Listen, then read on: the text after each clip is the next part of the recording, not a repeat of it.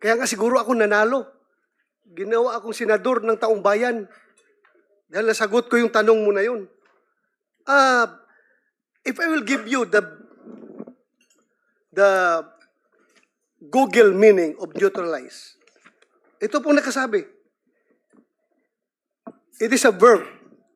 Render something ineffective or harmless by applying an opposite force or effect.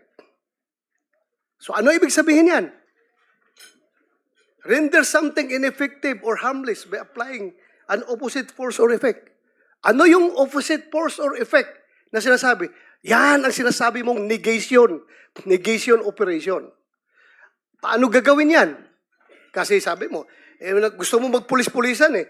Gusto mo yung term ng pulis, talagang insist yung gusto mong meaning eh.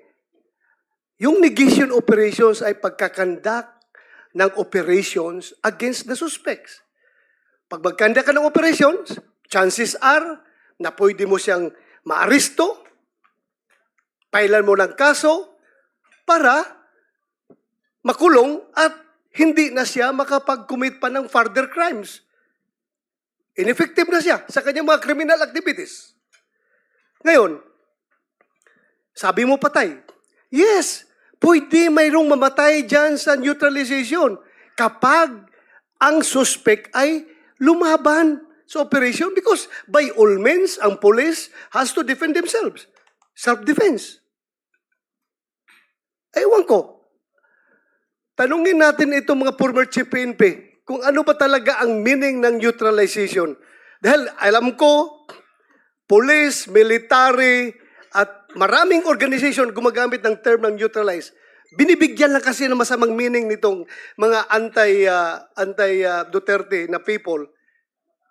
Ngayon, kinukot mo pa yung PDEA director na yes, he's free to make his own meaning, his own definition of that term. But ito ngayon, tatlong former chief PNP, Mr. Chair, can I ask General Gamboa, when I say neutralize, anong ibig sabihin yan? You have the floor. These three former PNP chiefs came after the PNP chief Bato. So tama. So, Correct. Yes. And if indeed that memorandum that I signed, cited by Attorney DIOKNO, was true, then they were covered by that memorandum. And I would like to seek their opinion as to the intent of that memorandum. Is it really killing? Otherwise, kung gusto kong patayin yung mga suspect na yan, bakit pa ako gagamit ng neutralized term? Gagamitin ko ang to kill. Bakit ko pa gagamitin yung term ng neutralized, Mr. Chair? Can I hear from General Gamboa, Mr. Chair? So in order sa kanila, sige, who came sige, ganito sa records ko, no, after naging chief Albayal, after Bato de la Rosa, Albayalde, Gamboa, Cascolan, Sinas, Eleazar, Carlos, Danao. Ganun na nangyari, sige.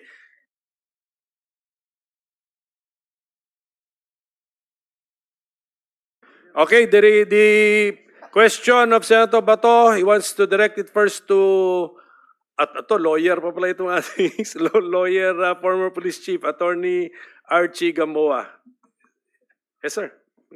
Thank you very much, Mr. Chair. First, I'd like to put everything in the proper context because if you only deal with how Attorney DIOKNO has interpreted the Command Memorandum Circular, you will have that kind of bias. Now, as an opinion, there are at least 3 laws that prohibits disclosure of classified documents. There's NAPOLCOM Circular 2016-002. There's Republic Act 3019, Section 3. And there's Republic Act 6713, Section 7. All of this prohibits on the part of the government employee to divulge plans like this. For your information, that plan that was presented is classified as confidential. there are limits to the access of that. Why? Because while it may not endanger national security, peace and order, and public safety, it might be prejudicial to the interest, prestige of national government activities. It may cause administrative embarrassment. It may cause unwarranted injury, and it may be advantageous to other nations. I am telling this because first and foremost, those documents are not supposed to be accessed by the public. But this responsibility lies on the government employee themselves. Pero ito, wala na tayong magawa, Mr. Chair, dahil lumabas na siya. Now let's go back to how policemen would interpret this. Before we became members of the Philippine National Police, we were members of the Philippine Constabulary. And the word neutralization can often be found in operational plans of the military. It's always there. So probably, as we transition to the now Philippine National Police, we carry the same interpretation. Now, if you look at the entire CMC, the Command Memorandum Circular, in the coordinative portion, it emphasizes respect for human rights as embodied in the 1987 Constitution, respect for police operational protocols. It's all there. So if you take it in its entire context, you don't necessarily mean neutralization is killing.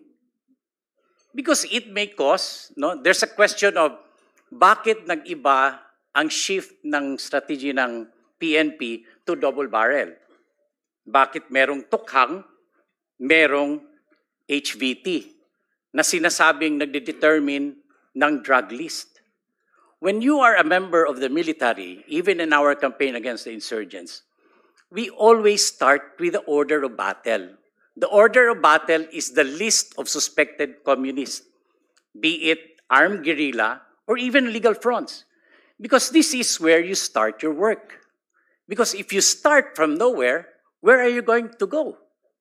That's why in our campaign against illegal drugs, we start with a drug list, those that are listed. And then from there, we develop strategies first to look at them, maybe if we can file the appropriate cases or conduct probably bypass operations. Ang mahirap kasi if you take this into just one context and one page, actually I have listed that during the CMC 2016, there was a mention 4 times, page 3, page 12, page 15, and page 16, and negation in page 5. But if an ordinary policeman would interpret this, it means it will still be based on how the law operates. As a chief PNP and as a lawyer, I would not allow that it will go out of the bounds of the law. Mahirap kasi pag kunin mo yung context na iisang page lang or dito ka lang sa neutralization. Why don't you go through the different pages? This is a memorandum circular covered by almost 18 pages. And take the interpretation in its entirety. Hindi lang doon sa neutralization. I don't know what could be the reason, but that's how a former chief PNP and a lawyer says it. Thank you, Mr. Chair. Thank you, sir. Mr. Chair. Follow up. Yeah. Follow up. But is the word neutralization commonly used in police documents? Sige, sige, Chief. Anong Yes, sir. Huh? Yes, sir. Even So, in the military, sir, as I have said. In the police, kaya ako kino-contextualize eh. Huwag tayong kino-contextualize ko. Kayo ba police? You consider yourself military? No, sir. Police. So, in the police context, common ang word na neutralization. Yes, sir. Even if you can see on the So- different 6 memorandum circular, you see it's Kaya nga, that's one document. I'm now asking you, before ka naging chief, siyempre, ang lawak na experience mo, madalas mo na-encounter sa police career mo ang word na Yes, neutralization? sir. Yes, sir. So just as you made the study ko ilang beses ginamit siya dito sa Yes, sir. document, Yes, can you give us a study kung ano yung mga police documents na na-encounter mo, ang neutralization No. at saka negation?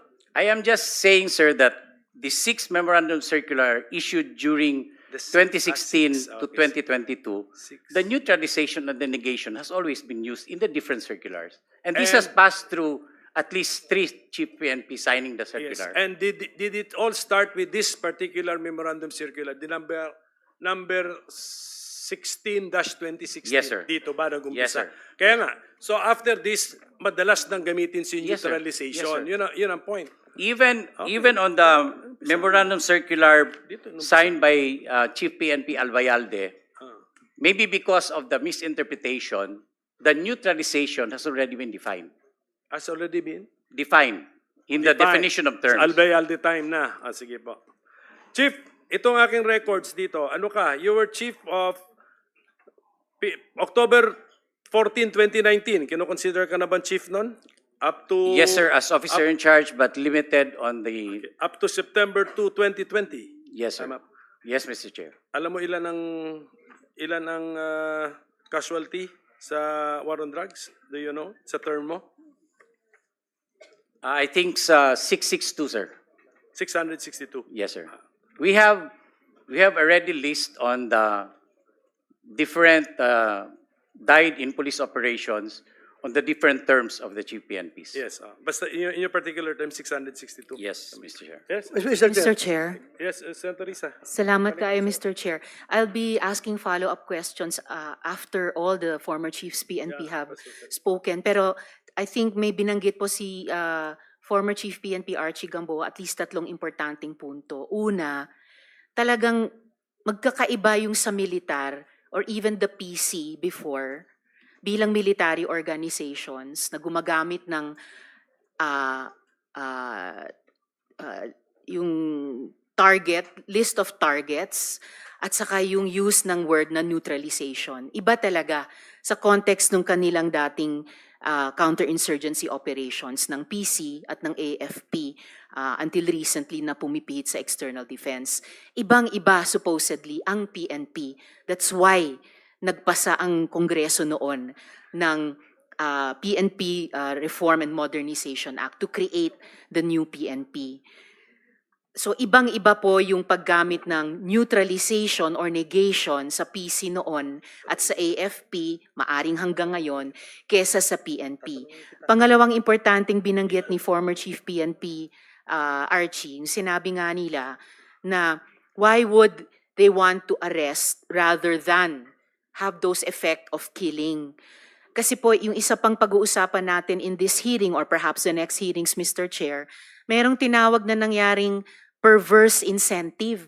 Lumabas na po sa isang resource person. Pag aresto, walang reward, walang incentive. Pero pag napatay, may incentive. At may gradations pa ng magkano yon, depende kung low level or high value yung napatay or pinatay. And pangatlo po, I just would like to return dun sa piniresent so far ni na Attorney DIOKNO, Attorney Chell, na pati doon sa mga nakuha nilang after reports ng PNP sa mga napatay, yung mga nakalista earlier for neutralization or negation, nakalagay po killed.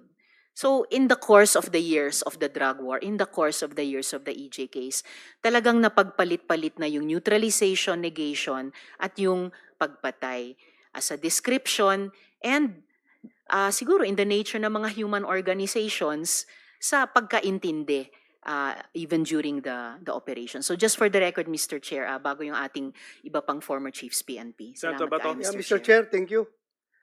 Mr. Chair, I have given this body the Google meaning of the word neutralization. This time, I would like to share with you the police meaning of neutralization as defined in page 188 of the Police Operational Procedure Manual.